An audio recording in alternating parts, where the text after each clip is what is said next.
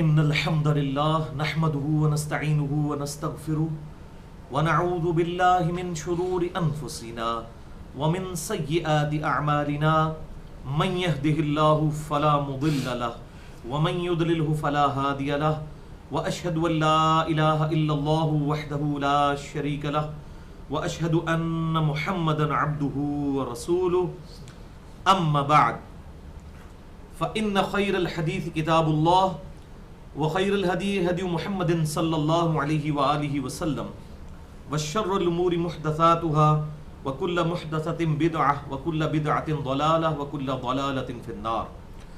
أعوذ بالله السميع العليم من الشيطان الرجيم من همزه ونفخه ونفثه. بسم الله الرحمن الرحيم. رب اشرح لي صدري ويسر لي أمري واحلل عقدة من لساني يفقهوا قولي. بسم اللہ الرحمن الرحیم. ان اللہ وملائکتہ یصلون علی النبی یا ایہا الذین آمنوا صلوا علیہ وسلموا تسلیما. اللہم صل علی محمد وعلی آل محمد کما صلیت علی ابراہیم وعلی آل ابراہیم انک حمید مجید. اللہم بارک علی محمد وعلی آل محمد کما بارکت علی ابراہیم وعلی آل ابراہیم انک حمید مجید. الحمدللہ آج 4 اپریل 2015 کو ہفتے کے دن قرآن کلاس نمبر 169 میں ہم انشاءاللہ تعالی اپنے اسی ٹاپک کو آگے لے کر چلیں گے جس پر پچھلے ہفتے ہم نے تقریباً 78 منٹس گفتگو کی تھی، اور مجموعی طور پر یہ 4 لیکچرز میں تقریباً 5 گھنٹے کی گفتگو ہو چکی ہے اس آیت مبارکہ پر جو کہ قرآن پاک میں اللہ تعالیٰ کے ذکر کے حوالے سے ضربہ سنام اور ایپیکس ہے. اعوذ باللہ من الشیطان الرجیم. بسم اللہ الرحمن الرحیم. سورۃ الرعد آیت نمبر 28. الا بذکر اللہ تطمئن القلوب. آگاہ ہو جاؤ، اللہ کی یاد میں دلوں کا سکون ہے. الحمدللہ. اس حوالے سے ہم نے پچھلی یعنی چوتھی نشست میں جو گفتگو کی تھی وہ تھی مسئلہ نمبر 112A، تلاوت قرآن اور صحیح حافظ قرآن کے صحیح فضائل قرآن و سنت کی روشنی میں. اور بھائیو اس لیکچر میں ہم نے چند کریٹیکل ٹاپکس ڈسکس کیے تھے اور وہ آج کے دور کی ضرورت بھی تھی. اس میں قرآن حکیم کا معجزہ ہونا، قرآن حکیم کے مسلمانوں پر 5 حقوق، تلاوت قرآن کی اہمیت قرآن حکیم کی روشنی میں، اور قرآن کو عربی تجوید اور ترنم اور خوش الہانی کے ساتھ پڑھنے کی اہمیت، اور تلاوت قرآن کا صحیح الاسناد احادیث کی روشنی میں ثواب، اور بے وضو شخص کے قرآن چھونے کا صحیح مسئلہ کیا ہے، اور غیر مسلم کو قرآن حکیم دینے کے اعتبار سے جو ایکسٹریم رائے پائی جاتی ہیں ان کو میں نے ایڈریس کیا تھا علمی انداز میں. اور اینڈ پر ہم نے صحیح حافظ قرآن کی صحیح فضیلت کو بھی ڈسکس کیا تھا، اور اسی حوالے سے وعیدیں بھی بتائی تھیں کہ جو لوگ قرآن پر عمل نہیں کرتے یا ریاکاری کے طور پر قرآن پڑھتے ہیں ان کے ساتھ وَلِعَوْذُ بِاللَّهِ تعالی آخرت میں کیا معاملہ ہونے والا ہے. بھائیو ہماری آج کی گفتگو انشاءاللہ ہماری ویب سائٹ اہلسنتپاک.com پر ہمارے یوٹیوب کے چینل انجینئر محمد علی مرزا کے تھرو اپلوڈ ہوگی، اور اس کا عنوان ہوگا مسئلہ نمبر 112B اور اس کا پارٹ 1.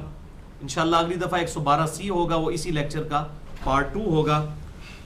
112B پارٹ 1، قرآن حکیم کی 12 سورتوں کے صحیح فضائل 30 صحیح الاسناد احادیث کی روشنی میں.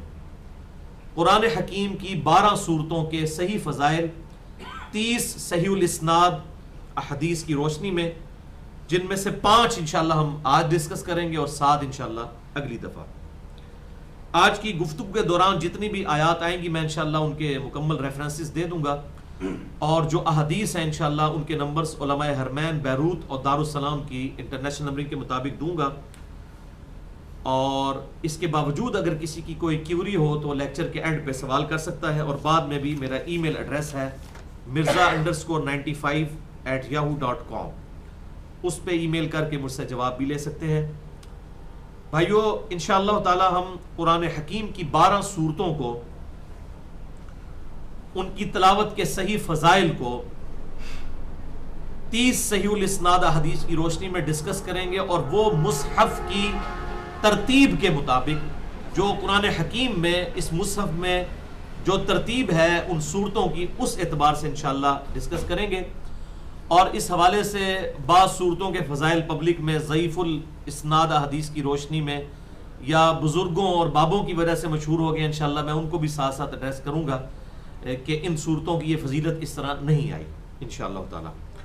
تو اللہ کا نام لے کر شروع کرتے ہیں۔ پہلی صورت ہے قرآن حکیم کی پہلی صورت، سورۃ الفاتحہ، اور واقعی یہ حقیقت ہے کہ یہ اپنی فضیلت کے اعتبار سے بھی قرآن پاک کی نمبر 1 صورت ہے۔ اس صورت جیسی فضیلت کسی بھی صورت کی قرآن و سنت کی روشنی میں نہیں آئی جو سورۃ الفاتحہ کی ہے۔ اعوذ باللہ من الشیطان الرجیم، بسم اللہ الرحمن الرحیم۔ الحمد للہ رب العالمین، الرحمن الرحیم، مالک یوم الدین، ایاک نعبد و ایاک نستعین، اهدنا الصراط المستقيم، صراط الذين أنعمت عليهم غير المغضوب عليهم ولا الضالين،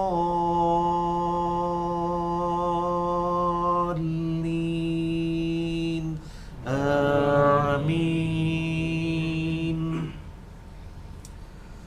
بھائیو سورۃ الفاتحہ وہ واحد صورت ہے قرآن حکیم کی، دی اونلی صورت جس کی فضیلت قرآن میں آئی ہے۔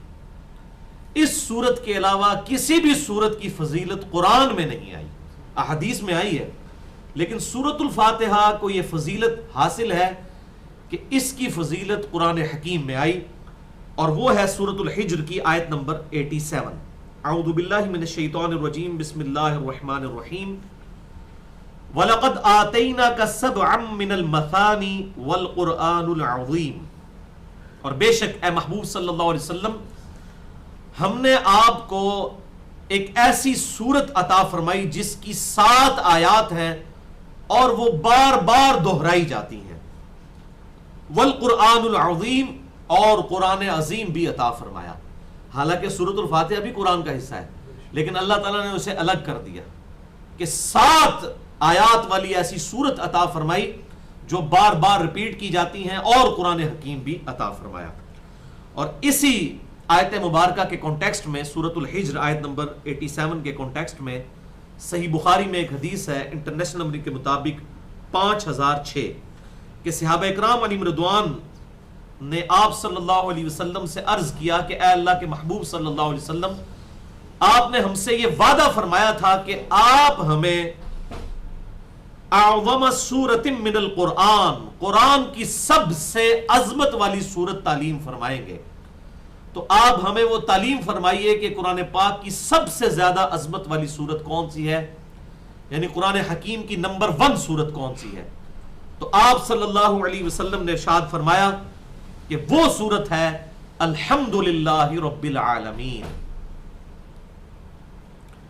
اور ساتھ ہی آپ صلی اللہ علیہ وسلم نے ارشاد فرمایا ہی سبع المثانی والقرآن العظیم الذی اوتیتہ، یہ ہے وہ 7 آیات جن کا ذکر سورۃ الحجر کی آیت نمبر 87 میں ہوا، بار بار دہرائی جانے والی 7 آیات اور قرآن حکیم، یہ 2 نعمتیں اللہ تعالیٰ نے مجھے عطا فرمائی۔ اور اسی حدیث کا جو ایک اور طرق ہے صحیح بخاری میں 4704، اس میں آپ صلی اللہ علیہ وسلم کے الفاظ ہیں سورۃ الفاتحہ کے بارے میں ام القرآن ہی سبع المثانی، یہ قرآن کی ماں ہے سورۃ الفاتحہ، قرآن کی جڑ ہے، قرآن کی بنیاد ہے سورۃ الفاتحہ۔ ام القرآن، پورے قرآن کی ماں، قرآن کی جڑ، یعنی قرآن پورے کا پورا جس عمارت پہ کھڑا ہے وہ سورۃ الفاتحہ ہے۔ اب میں نے وہ جو جملہ بولا تھا شروع میں کہ واقعی قرآن پاک کی نمبر 1 سورت اگر کوئی ہے وہ سورۃ الاخلاص بھی نہیں ہے، سورۃ الفاتحہ ہے، الحمدللہ۔ اور اس حدیث میں جو صحیح بخاری 5006 نمبر حدیث میں آپ صلی اللہ علیہ وسلم نے جب تعلیم فرمایا کہ میں تمہیں قرآن کی سب سے عظمت والی سورت تعلیم فرماتا ہوں، تو آپ نے پھر یہ نہیں کہا کہ بسم اللہ الرحمن الرحیم الحمدللہ رب العالمین، بلکہ ڈائریکٹ پڑھا الحمدللہ رب العالمین۔ لہٰذا اس کی روشنی میں میرا یہ موقف ہے، ایکسپرٹ اوپینین ہے، کہ اس سلسلے میں امام ابو حنیفہ رحمہ اللہ المتوفہ 150 ہجری، ان کا موقف بالکل صحیح ہے کہ بسم اللہ الرحمن الرحیم سورۃ الفاتحہ کا حصہ نہیں ہے۔ ورنہ آپ صلی اللہ علیہ وسلم جب تعلیم فرما رہے تھے تو آپ فرماتے بسم اللہ الرحمن الرحیم الحمدللہ رب العالمین، لیکن آپ نے ڈائریکٹ فرمایا الحمدللہ رب العالمین۔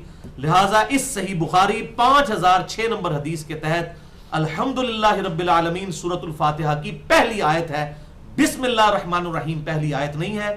امام ابو حنیفہ رحمہ اللہ المتوفہ 150 ہجری ان کا موقف درست ہے، اور اس کے مقابلے میں امام شافعی رحمہ اللہ المتوفہ 204 ہجری، یا علماء عرب یا پاکستان میں جو اہل حدیث مکتبہ فکر کے اکثر علماء ہیں، سارے نہیں، اکثر علماء، ان کا موقف یہ غلط ہے کہ بسم اللہ الرحمن الرحیم سورۃ الفاتحہ کا حصہ ہے، یہ موقف غلط ہے۔ اسی کو سپورٹ کرنے کے لیے ایک اور حدیث ہے جو صحیح مسلم میں ہے، اور کم از کم 4 طریق اس کے آئے ہیں، ترک 878 سے لے کر ترک نمبر 881 تک، 4 جو سپورٹ کرتے ہیں اس حوالے سے۔ اور یہ جو حدیث ہے صحیح مسلم 878 سے لے کر 881 تک، 4 احادیث صحیح مسلم کی، یہ اہل سنت اور اہل تشیع کے درمیان کامن حدیث ہے، بڑی مشہور حدیث۔ اور اس حدیث کے تحت بھی سورۃ الفاتحہ کا حصہ بسم اللہ الرحمن الرحیم نہیں بنتا۔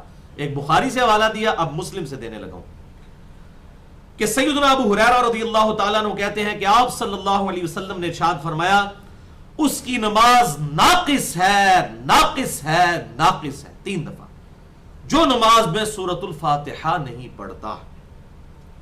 تو سیدنا ابو ہریرہ رضی اللہ تعالیٰ عنہ سے تابعین نے عرض کی کہ جب ہم امام کے پیچھے ہوتے ہیں کیا اس وقت بھی سورۃ الفاتحہ پڑھا کریں؟ تو آپ نے فرمایا اقرا بہا فی نفسک، ہاں تلاوت کیا کرو آہستہ آہستہ جی میں۔ جی سے مراد یہ نہیں ہے کہ دل میں خیال کرنا، یہ عرب میں محاورہ ہے دل میں بولنا۔ اردو میں بھی ہم کہتے ہیں کہ جی ہم زور اثر دل میں پڑھتے ہیں، تو یہ مطلب نہیں ہوتا کہ دماغ میں پڑھ رہے ہوتے ہیں، بلکہ زبان ہل رہی ہوتی ہے، آہستہ آواز سے پڑھنے کو دل میں پڑھنا کہتے ہیں، کیونکہ اقرا کے الفاظ ہے، پڑھو۔ پڑھنا اسی وقت ہوگا جب زبان ہلے گی، دل میں سوچنے کو پڑھنا نہیں کہتے۔ اقرا بہا فی نفسک، اس کو دل میں آہستہ آہستہ ضرور پڑھا کرو۔ لہٰذا یہ امام ابو ہریرہ کا فتویٰ ہے، امام حنیفہ کا فتویٰ نہیں۔ اس معاملے میں امام حنیفہ کا موقف بالکل غلط ہے، اور سیدنا ابو ہریرہ رضی اللہ تعالیٰ عنہ کا موقف بالکل صحیح ہے، اور اسی کو سپورٹ کیا ہے امام شافعی نے بھی، امام احمد بن حنبل نے بھی، اور امام مالک نے بھی رحمہم اللہ اجمعین، کہ سیدنا ابو ہریرہ نے کہا کہ ساتھ ساتھ امام کے یہ پڑھا کرو، اور پھر انہوں نے اپنی بات کی دلیل میں حدیث پیش کی۔ صحیح مسلم 878 سے لے کر 881 تک 4 احادیث ہیں یہ، کہ انہوں نے کہا دلیل یہ ہے کہ حدیث قدسی ہے، یعنی اللہ کا فرمان آپ صلی اللہ علیہ وسلم کی مبارک زبان سے، کہ اللہ تعالیٰ فرماتا ہے قسمت الصلاۃ بینی و بین عبدی نصفین، میں نے پوری نماز کو آدھا آدھا تقسیم کر لیا ہے اپنے اور اپنے بندے کے درمیان، پوری نماز کو۔ آپ حیران ہوں گے سورۃ الفاتحہ کو پوری نماز کہا گیا ہے، تو فاتحہ کے بغیر نماز کیسے ہو سکتی ہے؟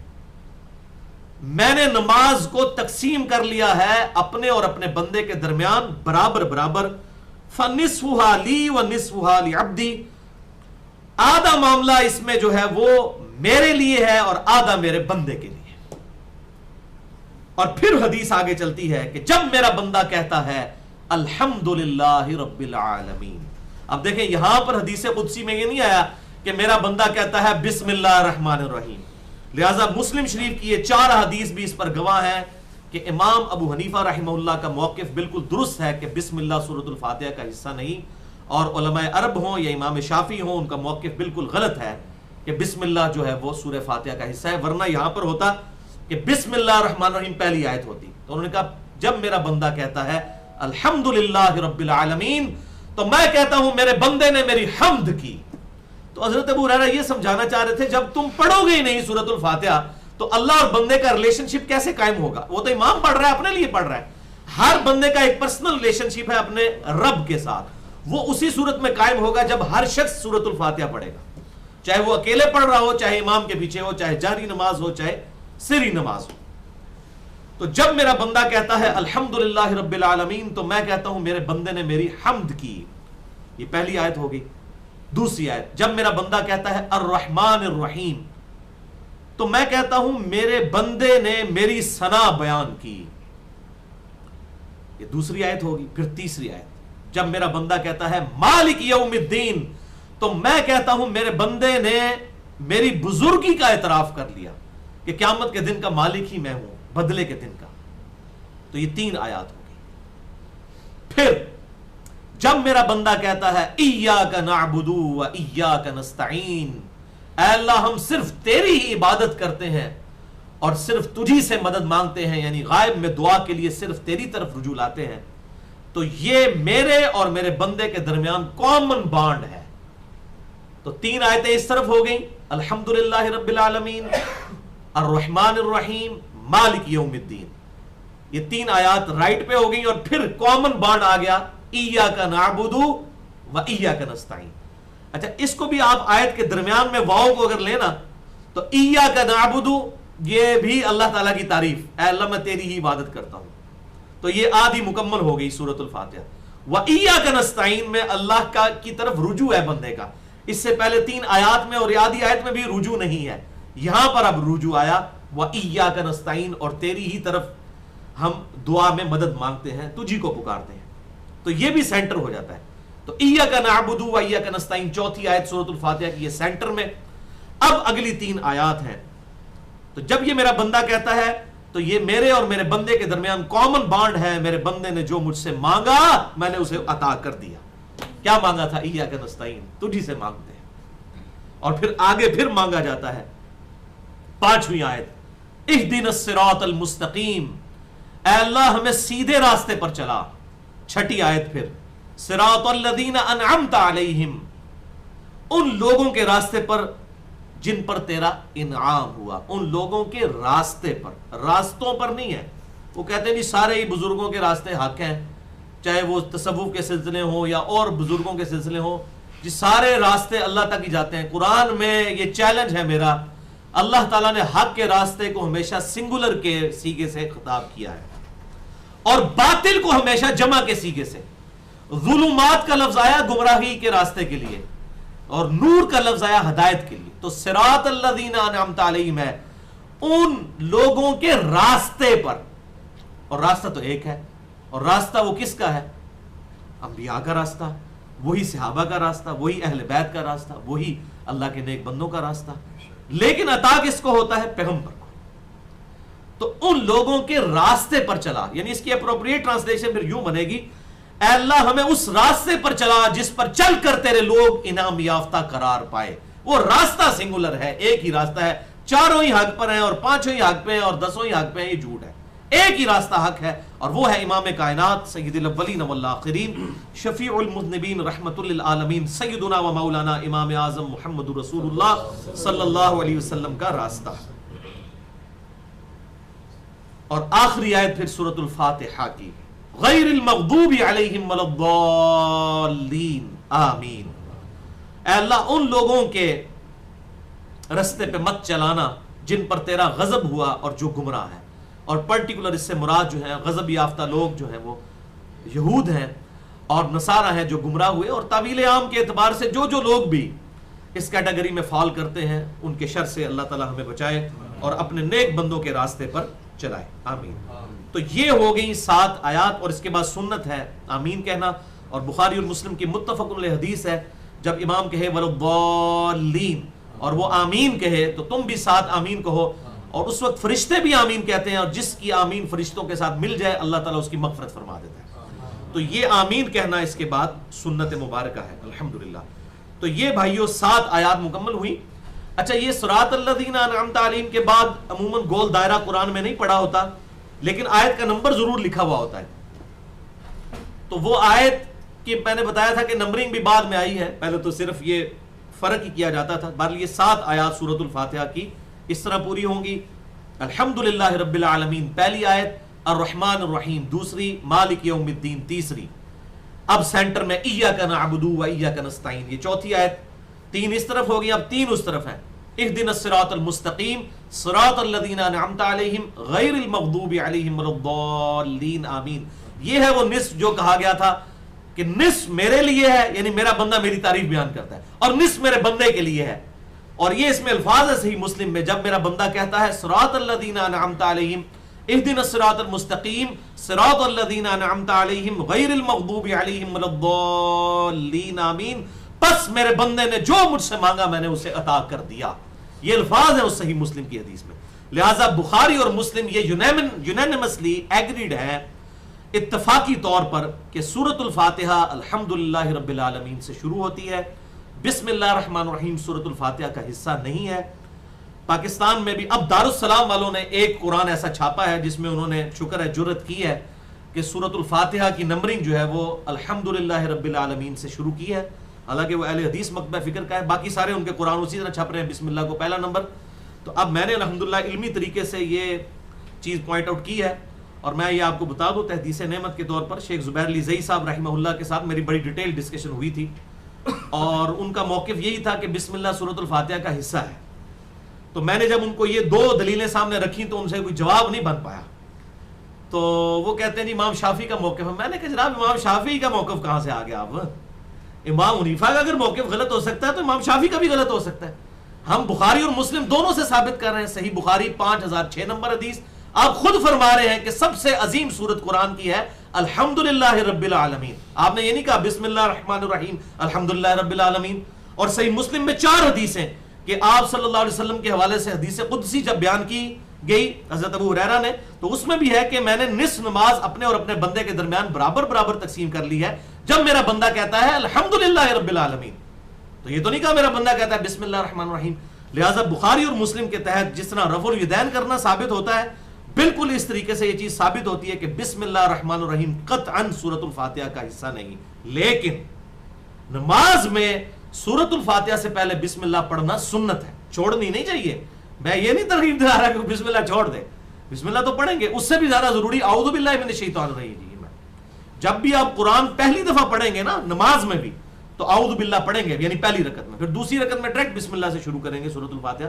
لیکن جب بھی قرآن پڑھا جائے گا تو وہ قرآن پاک میں واضح حکم ہے کہ پھر اللہ تعالیٰ کی پناہ حاصل کیا کرو شیطان کے اگینسٹ، جو میں نے بڑی ڈیٹیل کے ساتھ مسئلہ نمبر 83A کے اندر بھی یہ بتائی ہیں آیات۔ تو اعوذ باللہ من الشیطان الرجیم پڑھنا یہ ضروری ہے قرآن کی تلاوت کرنے سے پہلے بھی اور سورۃ الفاتحہ سے پہلے بھی پہلی رکعت میں، اس کے بعد آپ بسم اللہ الرحمن الرحیم سے شروع کر سکتے ہیں۔ ہاں جی جناب، یہ تو ہوگی اس کی اس فضیلت اس اعتبار سے۔ اب ایک اور فضیلت جو صحیح بخاری اور مسلم کی متفق علیہ حدیث ہے، صحیح بخاری میں 756، مسلم میں 874، کہ آپ صلی اللہ علیہ وسلم نے ارشاد فرمایا، کیٹاگوریکل مینشن ہے، اور یہ حدیث دنیا کی تقریباً ہر حدیث کی کتاب میں سورۃ الفاتحہ کے چیپٹر میں آپ کو یہ پہلی حدیث ہی مل جائے گی، نماز کے اعتبار سے، نماز میں قیام کے اعتبار سے، چاہے بخاری ہو، مسلم ہو، ابو داؤد ہو، ترمذی ہو، نسائی ہو، ابن ماجہ ہو، الموطا امام مالک ہو، مسند احمد ہو، کوئی بھی حدیث کی کتاب روئے عرض پہ ایگزسٹ کرے گی، یہ حدیث بخاری اور مسلم کی متفق علیہ حدیث ملے گی کہ آپ صلی اللہ علیہ وسلم نے ارشاد فرمایا، لا صلاۃ لمن لم یقرأ بفاتحۃ الکتاب، اس کی نماز ہی نہیں ہے جو نماز میں سورۃ الفاتحہ نہیں پڑھتا۔ خدا کے لیے ڈر جانا چاہیے اس حدیث کے بعد، کیٹاگوریکل ڈینائز ہے، اس کی نماز ہی نہیں ہے جو فاتحہ نہیں پڑھتا۔ اور اس میں آپ نے کوئی مخصوص نہیں کیا کہ امام کے پیچھے ہو یا امام کے آگے ہو، کچھ بھی، یا سری ہو یا جہری ہو۔ اس حوالے سے میں نے بڑی ڈیٹیل کے ساتھ پوری ویڈیو بک 2 گھنٹے میں ریکارڈ کروائی ہے۔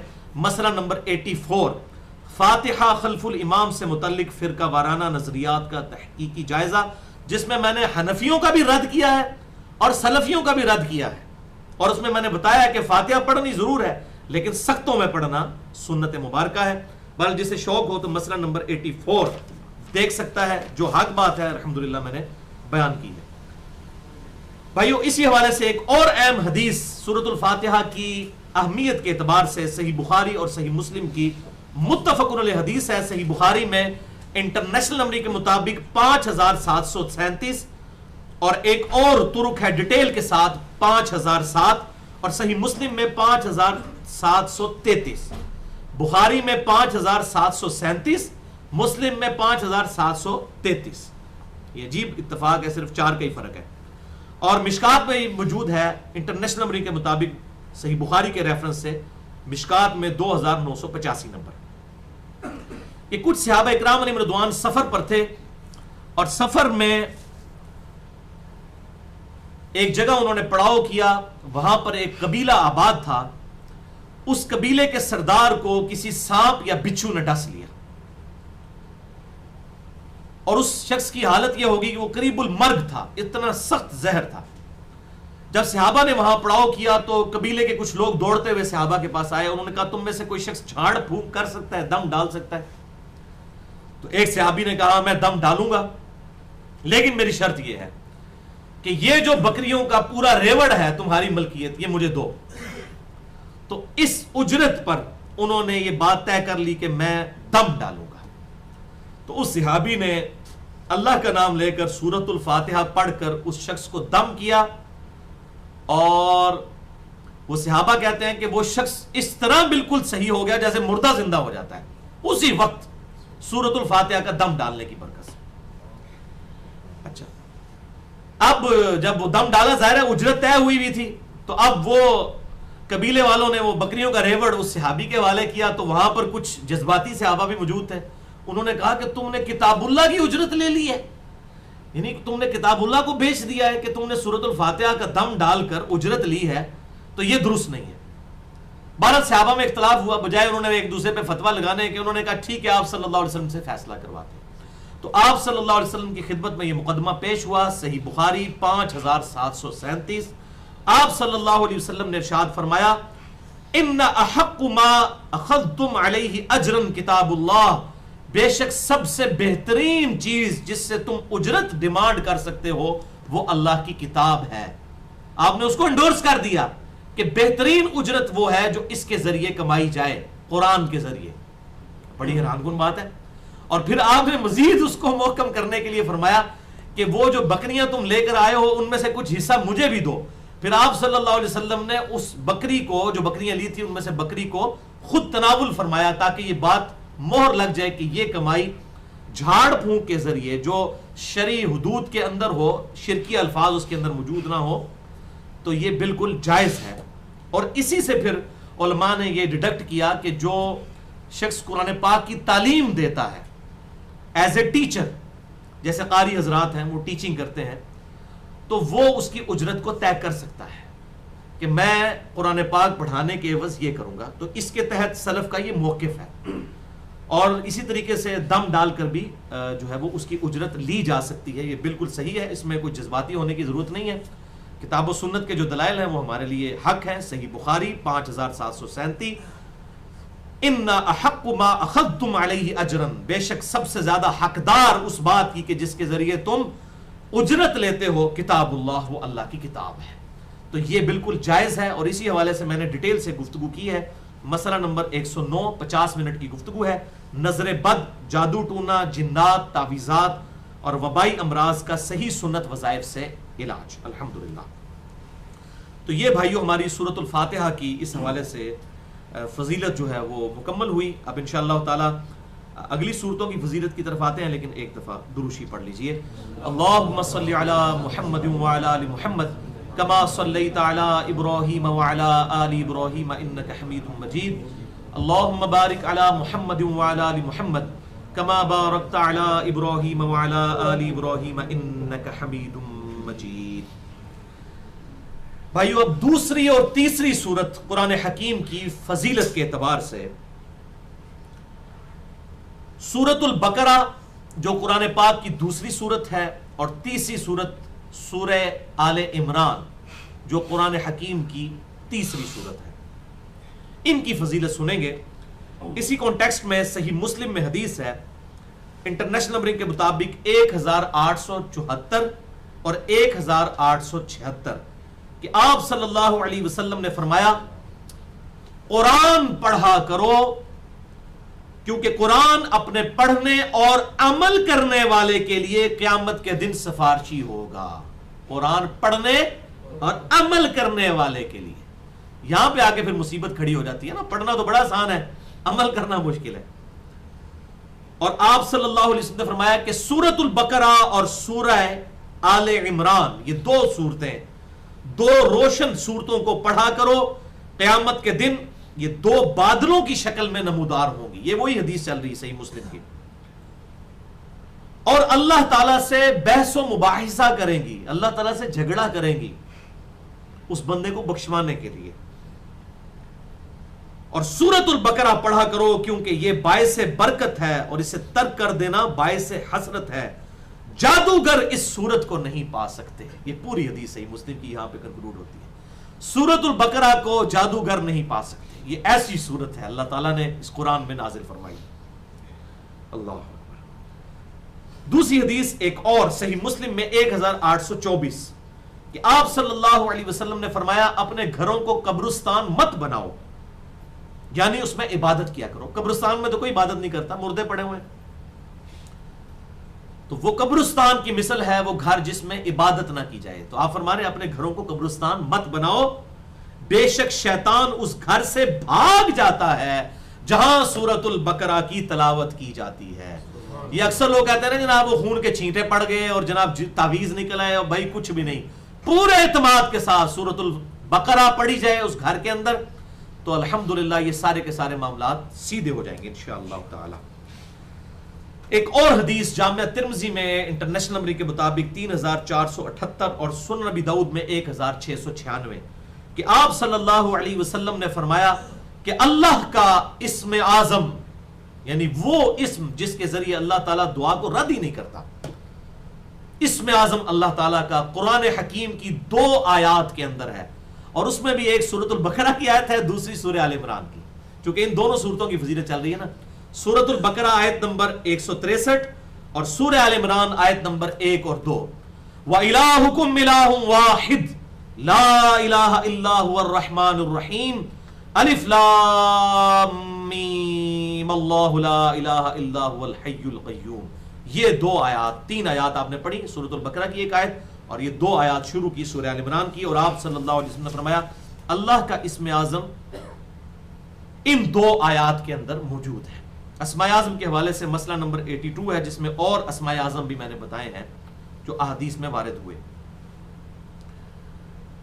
اچھا, ایک اور وظیفہ جو ہم نے اپنے بلو کارڈ پہ بھی درج کیا ہے جو صبح و شام کے سنت اذکار ہیں, وہ سورہ آل عمران کے حوالے سے صحیح بخاری میں انٹرنیشنل نمبر کے مطابق 4563 نمبر حدیث ہے ابن عباس سے موقوفاً. ابن عباس کہتے ہیں کہ تمہارے نبی صلی اللہ علیہ وسلم نے ہمیشہ مشکل حالات میں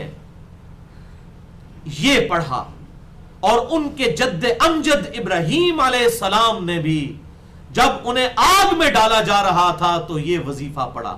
یعنی تمہارے محبوب صلی اللہ علیہ وسلم بھی مشکل اور پریشانی میں یہ پڑھتے تھے, اور ان کے جد امجد سیدنا ابراہیم علیہ السلام جب آگ میں ڈالا جا رہا تھا, کتنی مشکل تھی, اس وقت انہوں نے یہ وظیفہ پڑھا تھا. سورہ آل عمران آیت نمبر 173 حسبنا اللہ و نعم الوکیل, ہم نے اللہ ہی پر بھروسہ کیا اور وہی بہتر کارساز ہے. یہ وظیفہ ہے, یہ بھی اسماء اعظم میں سے. اور بلکہ یہ سورہ آل عمران کی آیت نمبر 173 میں جو یہ آیت آئی تو یہ کانٹیکسٹ ہی چل رہا ہے کہ جب نبی صلی اللہ علیہ وسلم کو کافروں کی طرف سے تکلیف کی خبر پہنچی تو نبی صلی اللہ علیہ وسلم اور ان کے ساتھیوں نے پڑھا حسبنا اللہ و نعم الوکیل. تو اس وظیفے کا فضیلت اور اس کا جو آپ سمجھ لیں شان نزول وہ سورہ آل عمران کی آیت نمبر 173 میں موجود ہے, اور صحیح بخاری 4563. اب بھائیوں, جس طرح میں نے بتایا تھا کہ قرآن حکیم کی نمبر 1 سورت فضیلت کے اعتبار سے کون سی ہے؟ سورۃ الفاتحہ. کوئی اور سورت اس فضیلت کی نہیں ہے, کیونکہ ہر نماز میں اس کو رکھ دیا گیا اور کسی سورت کو نہیں رکھا گیا. بالکل اس طریقے سے قرآن حکیم کی نمبر 1 آیت جو ہے فضیلت کے اعتبار سے وہ بھی سورۃ البقرہ کی آیت نمبر 255 ہے. میں سورۃ البقرہ کی فضیلت کے کانٹیکسٹ میں بات کر رہا ہوں اور وہ ہے آیت الکرسی. سورۃ البقرہ آیت نمبر 255. اللہ لا الہ الا هو الحی القیوم لا تأخذه سنة ولا نوم له ما في السماوات وما في الأرض من ذا الذي يشفع عنده إلا بإذنه يعلم ما بين أيديهم وما خلفهم ولا يحيطون بشيء من علمه إلا بما شاء وسع كرسيه السماوات والأرض ولا يؤوده حفظهما وهو العلي العظيم. زبردست حدیث صحیح مسلم میں انٹرنیشنل نمبر کے مطابق 1885. ابی ابن کعب ان چند صحابہ میں سے ہیں جن کے بارے میں صحیح بخاری میں آیا کہ ان سے قرآن سیکھو. ابن مسعود بھی ان میں شامل ہے. ابی ابن کعب ان کی کنیت تھی ابو منذر. ان سے ایک دن آپ صلی اللہ علیہ وسلم نے کوئز کیا اور پوچھا کہ ابی ابن کعب تو قرآن کا بڑا ایکسپرٹ ہے, مجھے بتا کہ قرآن کی سب سے عظیم آیت کون سی ہے. تو حضرت ابو منذر سیدنا ابی ابن کعب رضی اللہ تعالیٰ عنہ نے کہا کہ اے اللہ کے رسول صلی اللہ علیہ وسلم, میرے خیال میں قرآن کی سب سے عظیم آیت ہے اللہ لا الہ الا هو الحی القیوم, یعنی سورۃ البقرہ آیت نمبر 255. تو آپ صلی اللہ علیہ وسلم اتنے خوش ہوئے کہ آپ صلی اللہ علیہ وسلم نے ابی ابن کعب کے سینے پہ ہاتھ مارا اور فرمایا اے ابو منذر تمہیں تیرا علم مبارک ہو, یعنی یہ تیرا علم بالکل صحیح ہے کہ سورۃ البقرہ آیت نمبر 255 یہ فضیلت کے اعتبار سے سب سے بڑی قرآن حکیم کی صورت ہے. الحمدللہ کیا فضیلت ہے حضرت ابی ابن کعب کی کہ فرمایا تمہیں تمہارا علم مبارک ہو. الحمدللہ. صحیح بخاری میں ایک اور حدیث ہے انٹرنیشنل نمبر کے مطابق 2311. یہ بڑی مشہور حدیث ہے اور میں ابھی تک اس کو مختصراً ہی بیان کرتا تھا. آج میں انشاءاللہ اس کو ڈیٹیل سے بیان کرتا ہوں چونکہ آیت الکرسی کی بات ہو رہی ہے اور انشاءاللہ یہ قیامت تک کے لیے ایک ایسٹ بن جائے گا, ویڈیو بک بن جائے گی. صحیح بخاری 2311. سیدنا ابو ہریرہ رضی اللہ تعالیٰ عنہ کہتے ہیں کہ نبی صلی اللہ علیہ وسلم نے مجھے صدقہ فطر جو رمضان مبارک میں اکٹھا کیا جاتا ہے اس کی جو حفاظت ہے اس پر مامور کر دیا. تو میں نے رات کے وقت یکا یک دیکھا کہ ایک شخص نمودار ہوا اور وہ چپکے سے غلے میں سے کچھ بھرنے لگا. صدقہ فطر ظاہر ہے کھجور کی شکل میں, اناج کی شکل میں, جو کی شکل میں جمع ہوتا تھا. تو میں نے اسے پکڑ لیا اور میں نے کہا کہ میں تمہیں نبی صلی اللہ علیہ وسلم کی خدمت میں پیش کروں گا, تم صدقہ فطر کے مال جو مسلمانوں کا مشترکہ مال ہے اس میں سے بیت المال میں سے چوری کر رہے ہو. تو اس شخص نے کہا کہ میں بڑا غریب ہوں, میرے بچے بھوکے ہیں, میں مجبوری کی حالت میں چوری کر رہا ہوں. تو حضرت ابو ہریرہ کہتے ہیں کہ مجھے ترس آ گیا تو میں نے اس کو چھوڑ دیا. صبح و فجر کے بعد آپ صلی اللہ علیہ وسلم سے ملاقات ہوئی تو آپ نے فرمایا ابو ہریرہ وہ تیرے رات کے مہمان کا کیا ہوا؟ ظاہر ہے کہ آپ صلی اللہ علیہ وسلم کو تو اللہ کی طرف سے غیبی خبریں آتی تھی. تو انہوں نے کہا یا رسول اللہ صلی اللہ علیہ وسلم میں نے اسے پکڑ تو لیا تھا لیکن اس نے پھر اظہار کیا اپنی غربت کا, تو منو ترس آ گیا, پھر میں چھڑ دیتا ہوں, میں نے اسے چھوڑ دیا. تو آپ صلی اللہ علیہ وسلم نے فرمایا کہ وہ جھوٹا ہے اور آج پھر آئے گا. حضرت ابو ہریرہ نے کہا کہ ہوں تو پھر میں نہ انہوں چھڑتا, اس دفعہ تو میں پھڑ کے تھوڑی بارگاہ پیش کر نہیں کرنا ہے, اس دفعہ تو میں پکڑوں گا اور آپ کی بارگاہ میں پیش کروں گا. تو وہ کہتے ہیں وہی ہوا, اللہ کے محبوب نے فرمایا تھا صلی اللہ علیہ وسلم, تو اس نے آنا ہی تھا. تو وہ پھر آیا اور پھر وہی حرکت کرنے لگا, چپکے سے بھرنے لگا. تو حضرت ابو ہریرہ کہتے ہیں میں نے اسے پکڑ لیا اور میں نے کہا بچو جی آج تے میں تم نہ چھڑتا, آج تے میں ضرور تنوں آپ صلی اللہ علیہ وسلم کی خدمت میں پیش کروں گا. تو اس نے پھر کوئی منت محتاجی کی, پھر حضرت ابو ہریرہ کو ترس آ گیا تو انہوں نے اسے چھوڑ دیا. پھر آپ صلی اللہ علیہ وسلم کی خدمت میں صبح جب معاملہ پیش ہوا، آپ حاضر ہوئے تو آپ نے پھر پوچھا ہمیں ابو ہریرہ تیرے رات کے مہمان کا کیا ہوا؟ تو انہوں نے کہا یا رسول اللہ صلی اللہ علیہ وسلم پکڑ تو میں نے آج بھی لیا تھا، اصل میں تو وہ ڈیوٹی پہ مامور تھے نا، تو ظاہر ہے ان کے لیے تو بہت چیلنجنگ بات تھی کہ مجھے سپاہی مقرر کیا ہوا ہے اور میں جو سیکورٹی گارڈ اچھا ہوں کہ میں پکڑ بھی نہیں سکا. تو انہوں نے کہا یا رسول اللہ پکڑ لیا سی میں، ایسی گل نہیں نسیا نہیں ہو، پھاڑ میں لیا سی، لیکن انہوں نے پھر کیا تو میں نے اس کو چھوڑ دیا، یعنی اپنی غربت کا اظہار کیا. اور اس میں الفاظ ہیں کہ اس نے کہا میرے بچے بھوکے ہیں اور یہ. تو آپ صلی اللہ علیہ وسلم نے فرمایا کہ وہ جھوٹا ہے، آج پھر آئے گا. آپ ذرا سوچ سکتے ہیں کہ 2 بار جس کے ساتھ ہاتھ ہو گیا ہو، تیسری بار وہ جانے دے گا؟ کبھی بھی نہیں. انہوں نے کہا جی ہونٹ تے جناب بچ کے جا ہی نہیں سکتا، جو مرضی بہانہ کرے میں نے نہیں اس کو چھوڑنا، پکڑ لینا ہے. تو ظاہر ہے اس کی بات تو ہم بھی ہوتے ہیں تو ہمارا بھی یہ ہوتا کہ جناب ایک بار ہوتا ہے، 2 بار اونٹ، تیسری بار انہوں نے کہا جی اونٹ تے جناب. جب آپ صلی اللہ علیہ وسلم کہہ رہے ہیں کہ وہ جھوٹا ہے تو آپ کو گنجائش ہی نہیں نہ رہتی، فتویٰ بھی مل گیا صحیح حدیث کی روشنی میں. تو وہ پھر رات کے وقت آیا، اس نے پھر غلہ بھرنا شروع کر دیا. حضرت ابو ہریرہ نے اس کو پکڑ لیا، اس نے بڑی منت محتاجی کی، اس نے کہا حضرت مجھے چھوڑ دیں یہ بس. انہوں نے کہا جناب آج تو میں چھڑنا نہیں، جو مرضی ہو جائے میں نے تجھے آج نہیں چھوڑنا. اس نے کہا اچھا میں تمہیں جو ہوں وہ ایک ایسا وظیفہ بتاتا ہوں جو تمہیں نفع دے گا، یہ تم وظیفہ رکھو. یعنی اس نے آپ سمجھ لیں کہ رشوت کے طور پہ یہ بات کی یا سفارش کے طور پہ بات کی، جو بھی بات بہرحال. تو کوئی انسینٹیو دیا حضرت ابو ہریرہ کو کہ میں تمہیں ایک ایسا وظیفہ بتاتا ہوں کہ اگر تم وہ وظیفہ رات کو بستر پہ جاتے وقت کر لو تو صبح تک اللہ تعالیٰ کی طرف سے ایک فرشتہ تمہاری حفاظت پہ مامور ہو جائے گا اور شیطان صبح تک تمہارے قریب بھی نہیں آئے گا. یہ ایسا وظیفہ ہے، اور وہ وظیفہ ہے سورۃ البقرہ کی آیت مبارکہ اللہ لا الہ الا هو الحی القیوم. تو حضرت ابو ہریرہ اتنے خوش ہوئے کہ خوشی میں انہوں نے کہا چل ٹھیک ہے تجھے خوشی میں اظہار کیا جا، لیکن کل نہ آئی. کل اس نے آنا کہاں تھا، وہ آخری دفعہ ہی آیا تھا. بہرحال وظیفہ انہوں نے لے لیا. اور صبح جب آپ صلی اللہ علیہ وسلم نے پوچھا کہ ابو ہریرہ تیرے رات کے مہمان کا کیا ہوا، کہا یا رسول اللہ صلی اللہ علیہ وسلم آج بھی تھا لیکن آج میں نے اس کو اس طرح نہیں چھوڑا، اس نے مجھے بڑی کام کی بات بتائی ہے. سورۃ البقرہ کی آیت نمبر 255 اللہ لا الہ الا هو الحی القیوم.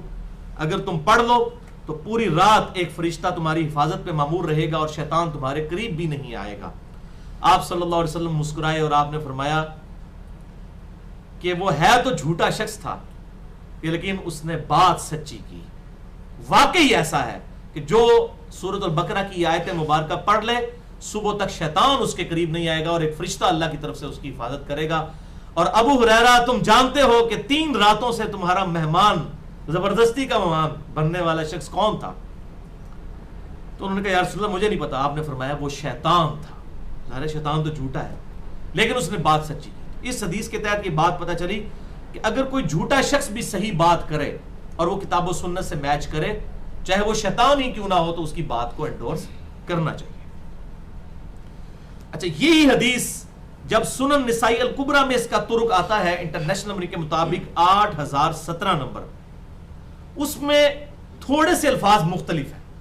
اور مجھے بڑی خوشی ہوئی کیونکہ ہمارے بلو کارڈ پہ یہ حوالہ لکھا ہوا تھا صرف رات کے وظیفے کے اعتبار سے، اور میں نے اس میں لکھا ہوا ہے کہ المستدرک الحاکم کی بھی ایک روایت ہے انٹرنیشنل نمبر کے مطابق 2064، لیکن بعض لوگ اسے ضعیف کہتے ہیں، بعض صحیح. اس میں الفاظ ہیں کہ جو صبح کے وقت ایک دفعہ آیت الکرسی پڑھ لے تو شام تک اللہ تعالیٰ حفاظت کرے گا، اور شام کو پڑھ لے تو صبح تک. لیکن اس کا صحیح طرق اب ہمیں سنن نسائی الکبریٰ میں 8017 نمبر مل گیا ہے، اور سنن نسائی الکبریٰ میں ایک پورا چیپٹر ہے 120 احادیث پر مشتمل، اس کا نام ہی فضائل قرآن ہے.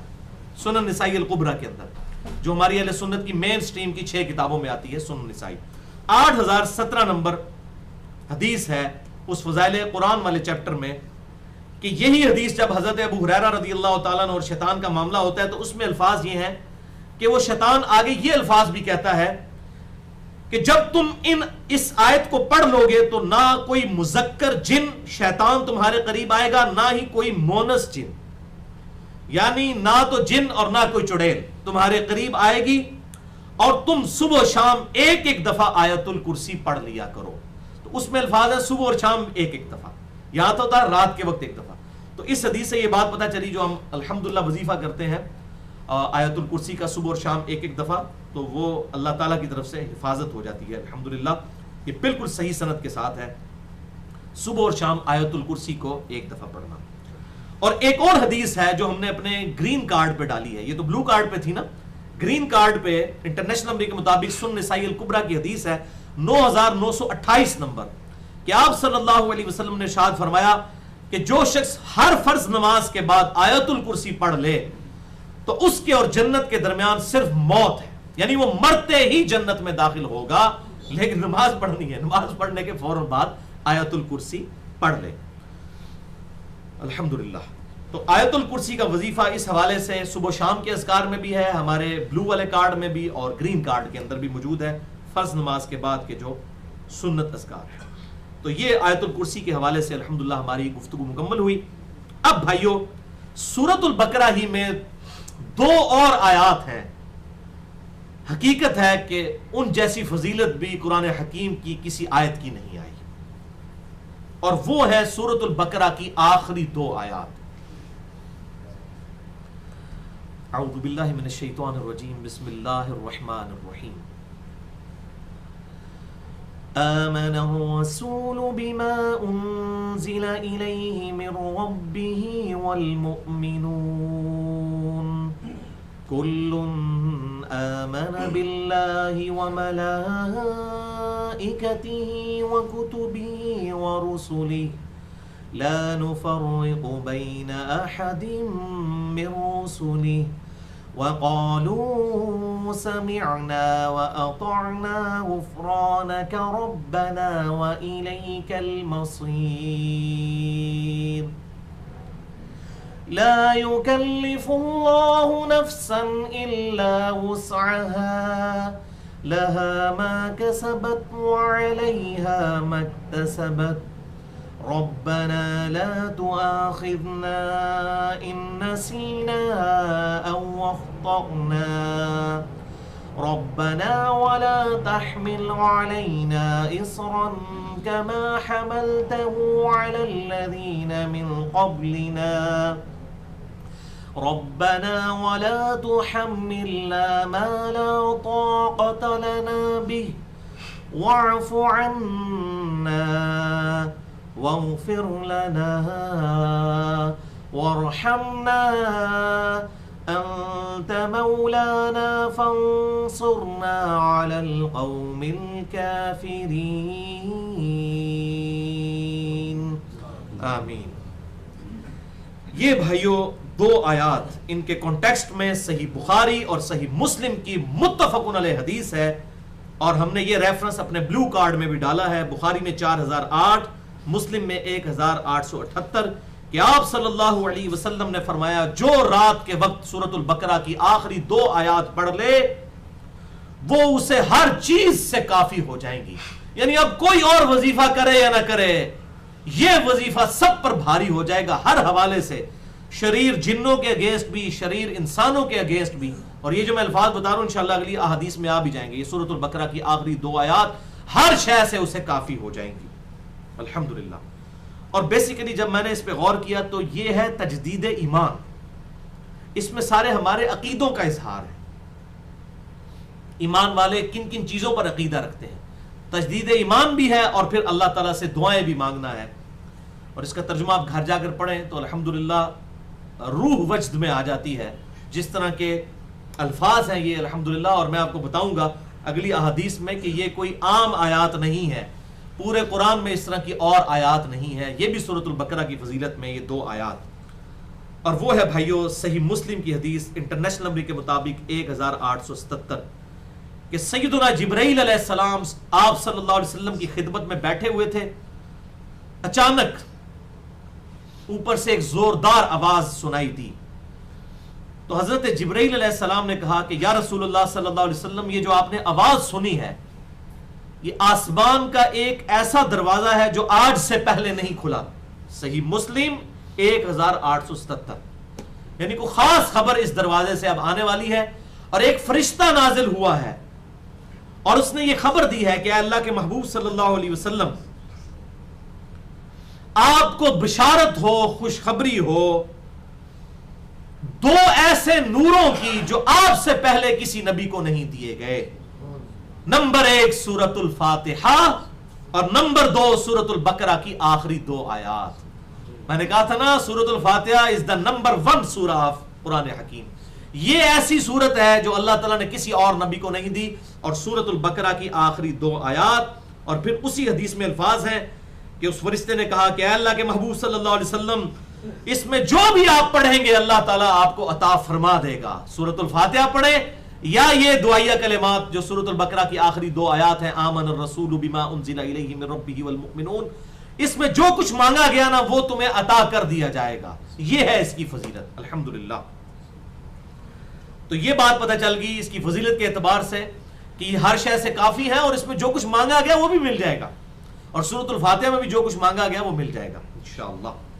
ایک اور حدیث سنن نسائی الکبریٰ میں ہے انٹرنیشنل نمبر کے مطابق 8022. رازدار رسول حذیفہ ابن یمان رضی اللہ تعالیٰ عنہ جب رازدار رسول کوئی روایت کر رہے ہیں تو وہ کوئی راز والی روایت ہے, اللہ کے خاص رازوں میں سے ایک راز.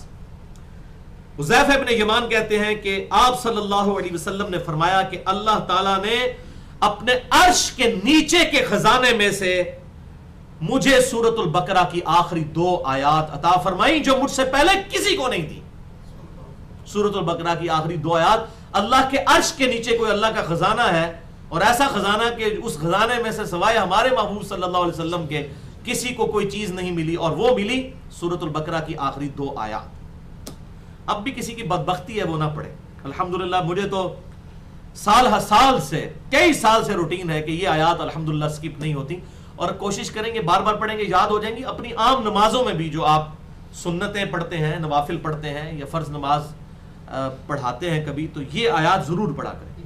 مجھے تو الحمدللہ کئی سالوں سے میں تقریباً 4 نمازوں میں تو مجھے امامت کرنی پڑتی ہے اور 3 تو جہری ہیں مغرب عشاء اور فجر کی نماز. تو میں اکثر یہ پڑھتا ہوں اور معوذتین جو آخری 2 صورتیں ہیں انشاءاللہ اگلی دفعہ آپ ان کی فضیلت سنیں گے آپ حیران ہو جائیں گے انشاءاللہ وہ اگلی دفعہ آئے گی. تو بہرحال ان کو بار بار پڑھیں انشاءاللہ یاد بھی ہو جائے گی. اسی کانٹیکسٹ میں ایک اور حدیث صحیح مسلم میں کتاب الایمان والے چیپٹر میں انٹرنیشنل نمبر کے مطابق 431 موقوفاً روایت ہے ابن عباس رضی اللہ تعالیٰ عنہ سے ابن مسعود رضی اللہ تعالیٰ عنہ سے. وہ کہتے ہیں کہ آپ صلی اللہ علیہ وسلم کو جب معراج کروائی گئی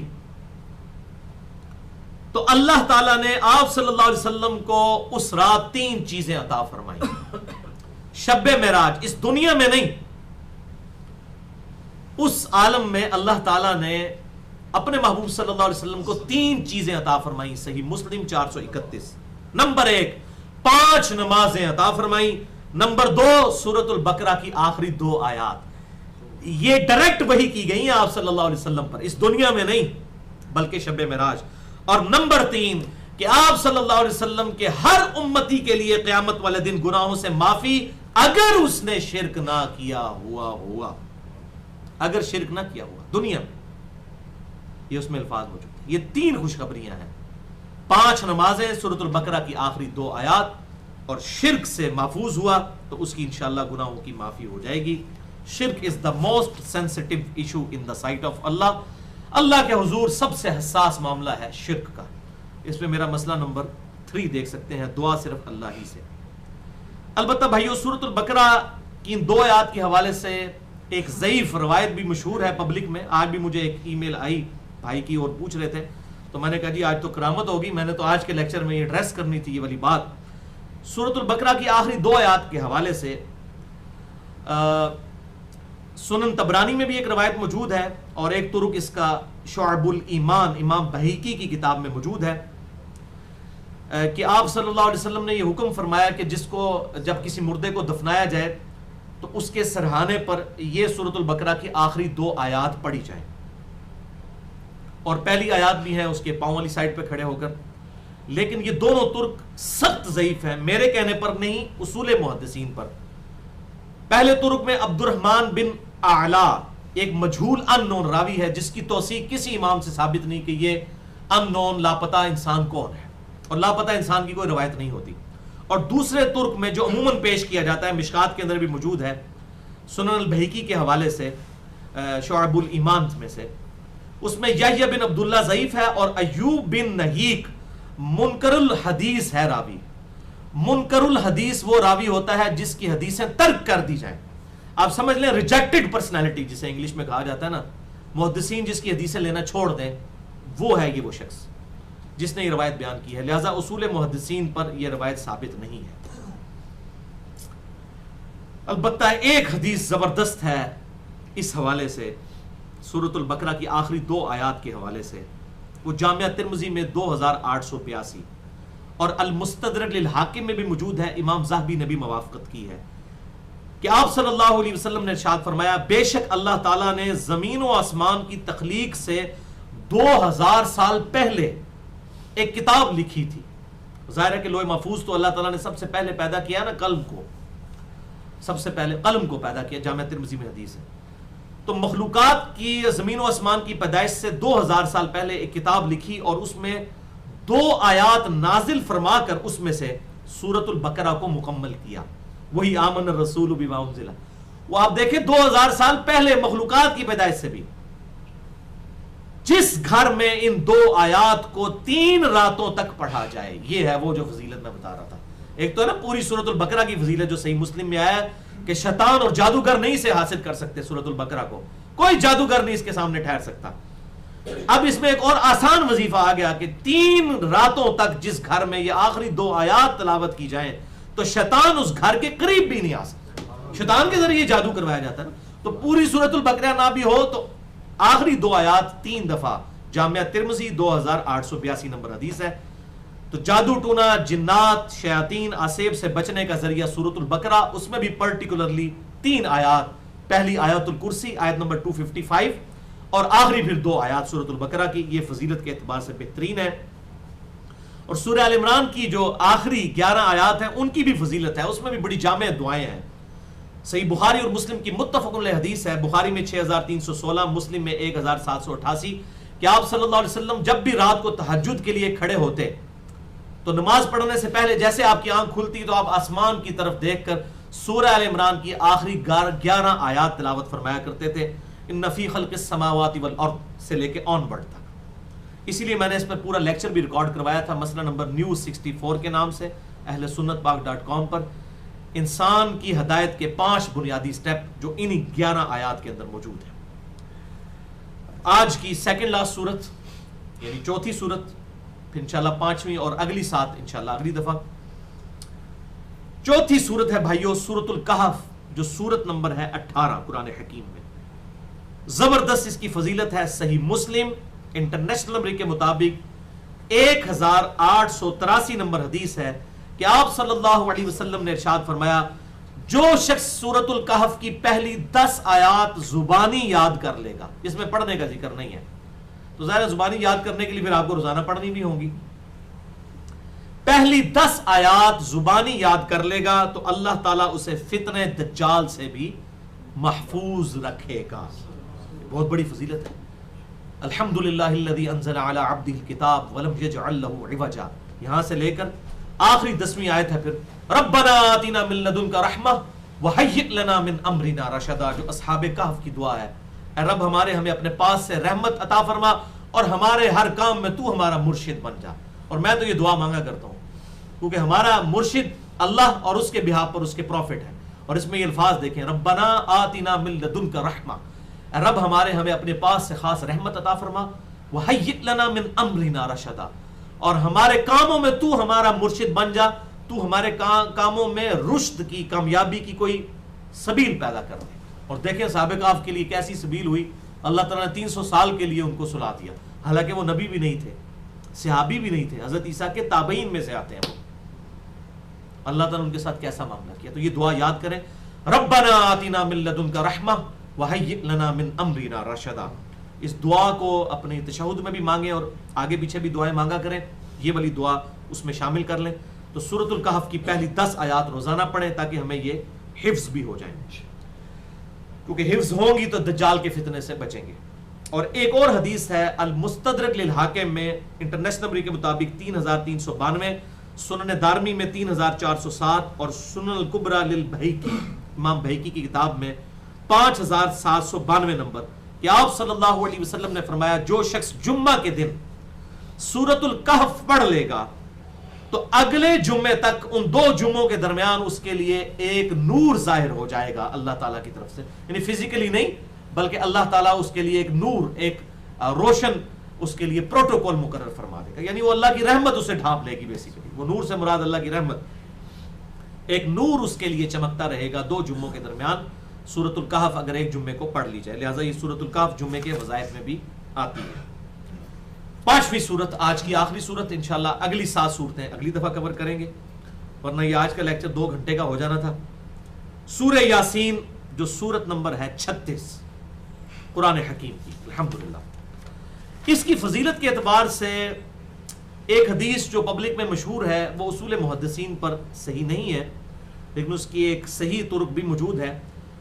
سنن دارمی میں انٹرنیشنل نمبر کے مطابق 3418 کہ آپ صلی اللہ علیہ وسلم نے فرمایا جو شخص صبح کے وقت سورہ یاسین پڑھ لے تو اللہ تعالیٰ اس کی تمام حاجتیں پوری فرما دے گا. یہ روایت اصول محدثین پر پکی ضعیف ہے. اس میں عطا بن ابی رباح تابی جو ہیں وہ آپ صلی اللہ علیہ وسلم سے روایت کر رہے ہیں، اور تابی جو ہے اس کی آپ صلی اللہ علیہ وسلم کے ریفرنس سے بیان کردہ حدیث ضعیف ہوتی ہے کیونکہ مرسل ہے، واسطہ چھوٹا ہوا ہے نا، منقطع روایت ہے جب تک وہ صحابی کو مینشن نہ کرے. لیکن اس کی فضیلت میں ایک صحیح سند کے ساتھ بھی روایت موجود ہے. سنن دارمی ہی میں اگلی روایت جو ہے انٹرنیشنل نمبر کے مطابق 3419 موقوفاً ابن عباس کا قول ہے، اور جب صحابی کوئی بات بیان کرے اور وہ غیبی خبر سے ریلیٹڈ ہو تو یقیناً آپ صلی اللہ علیہ وسلم کے بتائے سے ہی اسے پتہ چلے. ابن عباس کہتے ہیں صحیح سند کے ساتھ 3419 سنن دارمی میں، جو صبح کے وقت سورہ یاسین پڑھ لے شام تک اللہ تعالیٰ اس کے لیے معاملات میں آسانی کر دے گا، اور جو شام کے وقت پڑھ لے صبح تک اللہ تعالیٰ اس کے معاملات میں آسانی کر دے گا. لہٰذا جو دن کی شفٹ کے لوگ ہیں وہ صبح پڑھا کریں، جو شام کی شفٹوں میں کام کرنے والے ہیں وہ شام کو پڑھا کریں، تو آسانی. اگر دونوں ہی پڑھ لیں تب بھی ٹھیک ہے. تو یہ حدیث بالکل صحیح ہے. اسے شیخ زبیر علی زئی صاحب رحمہ اللہ نے بھی صحیح کہا، اور پورے اس کے حق میں ایک ریسرچ پیپر بھی لکھا. ان کے فتاوی علمیہ جلد 1 صفحہ 493 سے آنورڈ، اور عرب کے بہت بڑے محقق جو ہے جن کی تحقیق سے سنن دارمی جو ہے وہ مکتبۃ شاملہ میں موجود ہے، سلیم اسد، ہم اردو میں تو سلیم کہتے ہیں، عربی میں لفظ سلیم ہے، تو انہوں نے بھی اس حدیث کو صحیح کہا ہے. البتہ اس کے علاوہ جتنی سورہ یاسین کے حوالے سے روایتیں پیش کی جاتی ہیں وہ سب کی سب اصول محدثین پر سخت ضعیف ہیں. مثلا جامعہ ترمذی میں 2887 نمبر ایک روایت پیش کی جاتی ہے آپ صلی اللہ علیہ وسلم کے ریفرنس سے کہ ہر چیز کا دل ہے، اور قرآن کا دل جو ہے وہ سورہ یاسین ہے، اس کو پڑھنے والے کا ثواب 10 مرتبہ قرآن پڑھنے کے برابر ہے. یہ روایت جو ہے وہ ضعیف ہے. اس میں ابو محمد ہارون ابو محمد مجہول راوی ہیں، ان نون ہے، ان کا کوئی عطا پتہ نہیں ہے، اور مجہول راوی جب ہوگا تو اس کی روایت ایکسیپٹیبل نہیں ہوگی. اسی طریقے سے ایک اور حدیث بڑی مشہور ہے، شعب الایمان امام بہقی کی کتاب میں 2458 نمبر انٹرنیشنل نمبر کے مطابق.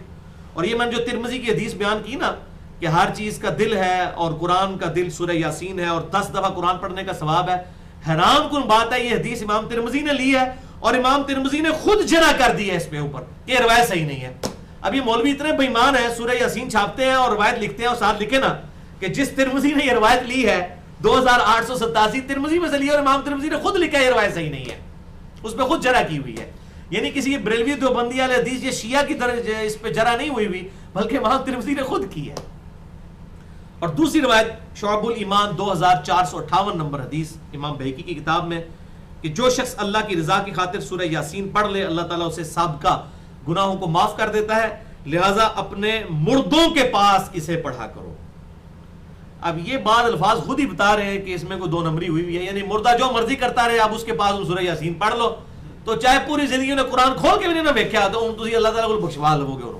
اب دیکھیں الفاظ کیا ہیں تو وہ پکڑے جاتے ہیں نا. تو اس میں ایک راوی ہے جس کا نام بھی کوئی نہیں ہے، آپ اندازہ کریں، ایک تو نام ہے آپ ڈھونڈ لیں گے اس کو. ایک تابعی کہہ رہا ہے کہ ایک مرد نے مجھ سے حدیث بیان کی اور اس نے ایک صحابی سے بیان کی. وہ مرد کیا ہے؟ رجل، نام ہی کوئی نہیں ہوتا. اتنا ان نون اور لاپتہ انسان ہے کہ اس کا نام بھی کوئی نہیں ہے. یعنی وہ چور اپنی لنگوٹی چھوڑ کے بھاگتا ہے نا، تو اب یہ روایت میں وہ نام بھی نہیں ہے اس بندے کا. تو یہ بالکل جعلی روایت ہے اور کوئی یہ اس حوالے سے یہ چیز نہیں ہے کہ آپ کسی کو بخشوا لیں گے اس طریقے سے زبردستی. بھائیوں مجھے بڑی حیرانگی ہوتی ہے جب یہ لوگ اصالہ ثواب کے لیے اور اس طریقے کے اعتبار سے قبروں پہ جو ہے وہ مولویوں کو پیسے دے کے قرآن پڑھوا رہے ہوتے ہیں، اور ایسے لوگوں کی قبروں پر جنہوں نے پوری زندگی قرآن کھول کے بھی نہیں دیکھا ہوتا، اور شرم آ رہی ہوتی ہے کہ اس بندے نے کبھی مسجد کا منہ بھی نہیں دیکھا، اب آپ کتنے قرآن پڑھوا کے اسے بخشوا لیں گے اللہ تعالیٰ سے؟ کس کو دھوکہ دے رہے ہیں بھائی؟ آپ ذرا خود امیجن کریں کہ ایک شخص جس نے اپنی زندگی میں اس کتاب کو اس قابل نہیں سمجھا کہ اپنی زندگی میں کبھی اسے کھول کر پڑھے، اب اس کے مرنے کے بعد اس کی میت کے اوپر آپ قرآن پڑھ رہے ہیں، کیا آپ میسج دینا چاہ رہے ہیں؟ ہاں، آپ جو بھی قرآن پڑھیں گے، جو بھی پڑھیں گے، جو بھی نیک اعمال کریں گے، آپ کے ماں باپ کو الٹیمیٹلی خود بخود ثواب پہنچے گا۔ وہ صحیح مسلم میں حدیث ہے، مسئلہ نمبر 74 ہے میرا اصال ثواب، اور اس طریقے سے قرآن خوانی اور اس حوالے سے جو 30-40ویں اس کے اوپر بڑی ڈیٹیل سے گفتگو ہے، 2.25 گھنٹے کی، مسئلہ 74۔ لیکن قرآن حکیم زندگی میں بھی تو کھول کر پڑھنا چاہیے، تبھی یہ ہمارے کام بھی آئے گا انشاءاللہ تعالیٰ، اس پر عمل بھی کریں گے انشاءاللہ تعالیٰ۔ اگلی جو صورتیں ہیں 7 وہ اگلی دفعہ ڈسکس کریں گے انشاءاللہ، اور سورۃ الملک آیت نمبر جو سورت نمبر 67 ہے انشاءاللہ، اس سے ہماری اگلی دفعہ کی گفتگو شروع ہوگی۔ اللہ تعالیٰ سے دعا ہے جو حق بات میں نے کہی اللہ تعالیٰ ہمارے دلوں میں راسخ فرمائے، اگر جس بات میں میرے منہ سے کوئی غلط بات نکل گئی تو اللہ تعالیٰ ہمارے دلوں سے محو کر دے، ہمیں کتاب و سنت کی تعلیمات پر عمل کر کے دوسرے بھائیوں تک پہنچانے کی توفیق عطا فرمائے۔ سبحانک اللہم و بحمدک، اشہد ان لا الہ الا انت، استغفرک و اتوب الیک، وما علینا الا البلاغ المبین۔